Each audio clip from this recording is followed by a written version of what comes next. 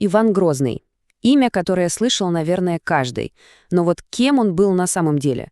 С одной стороны, гениальный строитель империи, который почти вдвое увеличил территорию страны.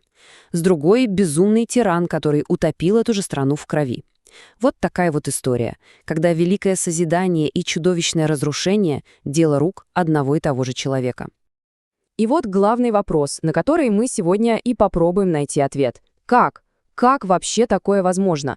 Как в одном человеке уживались эти две личности? Блестящий реформатор, заложивший основы современного государства, и параноидальный деспот, жестокость которого, казалось, просто не имела пределов. Итак, вот наш план. Проследим весь его путь. Сначала посмотрим на его юность, на то, каким многообещающим он был. Потом на его великие реформы, настоящее строительство новой России. Затем тот самый страшный поворот к террору. После этого его завоевание, расширение царства. И, наконец, подведем итоги, поговорим о его грозном наследии. Что ж, давайте начнем с самого начала. Ведь когда-то в самом начале его пути ничто, ну вот совершенно ничто, не предвещало той кровавой драмы, которая развернется позже. Напротив, все видели в нем огромную надежду. Вы только представьте себе, ему всего 3 года, а он уже великий князь московский. А в 16 он делает шаг, который меняет все. Венчается на царство и становится первым в истории царем всея Руси. И это, знаете, не просто смена таблички на двери. Нет, это была мощнейшая заявка на совершенно новый статус, на имперский уровень, равный византийским кесарям. И вот с этой вот ноты, с такой невероятной амбицией и стартовали все его великие реформы. И вот мы подходим, пожалуй, к самому светлому, самому созидательному периоду его правления. Это время, когда молодой и амбициозный царь, полный энергии и идей, по-настоящему взялся за перестройку всего государства. И тут очень важный момент. Он ведь был не один. В это время вокруг него собрался, скажем так, неформальный мозговой центр, так называемая избранная Рада. Это были по-настоящему прогрессивные, талантливые люди, его ближайшие советники. И именно они вместе с царем стали мотором этих перемен.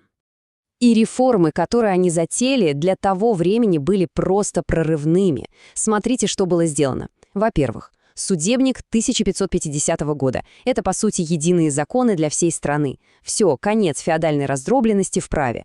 Во-вторых, созывается Первый Земский собор. Это же, по сути, первый русский парламент, орган, где обсуждались важнейшие государственные дела. И в-третьих, армия. Появляются стрельцы, первая в России постоянная профессиональная армия. То есть шаг за шагом они строили новое, сильное централизованное государство. Все очень логично. А потом все. Все меняется, резко и страшно. Светлая эпоха реформ заканчивается, и на сцену выходит темная, мрачная фигура параноидального тирана. Что же случилось? Что стало тем спусковым крючком? Большинство историков сходятся на одной дате — 1560 год. И на одном событии — внезапной смерти его любимой жены, царицы Анастасии. Это была не просто личная трагедия, это был удар, который, кажется, сломал что-то внутри него. Навсегда. И вот тут-то и происходит этот роковой психологический слом. Горе не просто проходит, оно мутирует. Мутирует в жуткую всепоглощающую паранойю. Иван становится абсолютно убежден. Это не просто болезнь, его жену отравили. Кто? Конечно же, бояре. Они плетут заговоры, они хотят его погубить. Он начинает видеть врагов буквально в каждом. И каким же был его ответ на эту паранойю? Ответ, который вошел в историю как одно из самых мрачных ее явлений — опричнина. Что это такое? По сути, царь просто взял и расколол страну надвое. Одна часть, земщина, живет как раньше, а другая — опричнина, его личный удел, его государство в государстве. А кто там правит? Его личная гвардия, опричники, настоящая тайная полиция, каратели, которые держали в страхе всю страну. Их символы, кстати, говорящие — собачья голова и метла. Мол, выгрызаем измену и выметаем ее из страны. Вы только посмотрите на этот контраст. Просто поразительно. 2 эпохи одного правителя.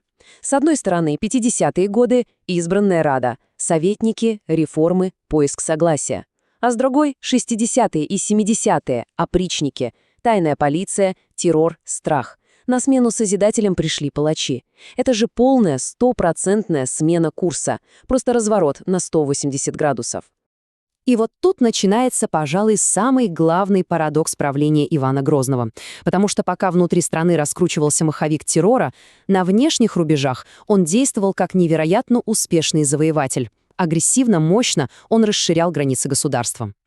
Победы шли просто одна за другой. Сначала взятие Казани, потом Астрахани. Что это дало? Полный контроль над Волгой, важнейшей торговой рекой. Открылся путь на восток, к Каспийскому морю. А потом легендарный поход Ермака. Это же начало освоения Сибири с ее просто сказочными богатствами. Именно тогда, в это самое время, Московское царство и начало превращаться в ту огромную многонациональную империю, которую мы знаем. А вот просто одна цифра, чтобы понять масштаб, почти 100%. Территория России за время его правления увеличилась, по сути, вдвое. Вы только вдумайтесь в это. Это же просто колоссальный рост. Карта Евразии изменилась навсегда. Ну что ж, пора подводить итоги. Давайте попробуем положить на весы обе стороны его правления и вынести, так сказать, окончательный вердикт. И вот перед нами, по сути, его балансовый отчет. В колонке «Достижения» — пожалуйста, централизованное государство, единый свод законов, расширение империи вдвое. Внушительно.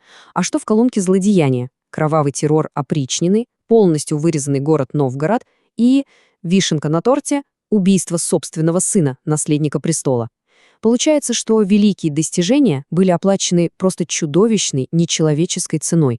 Так, что же в сухом остатке? Какую Россию он оставил после себя? С одной стороны, да, она стала гораздо больше и централизованнее, геополитически сильнее, но с другой, страна была экономически разорена, а люди отравлены страхом. И, может быть, самое главное, именно он заложил и укрепил на столетия вперед модель вот этой абсолютной, жестокой, ничем не ограниченной власти одного человека. И все это подводит нас к одному очень большому и, честно говоря, неприятному вопросу. Неужели великие свершения строительства империи всегда требуют такой грозной цены? Неизбежна ли жестокость, когда речь идет о больших преобразованиях? Вопрос, который оставил после себя Иван Грозный и на который, кажется, до сих пор нет однозначного ответа.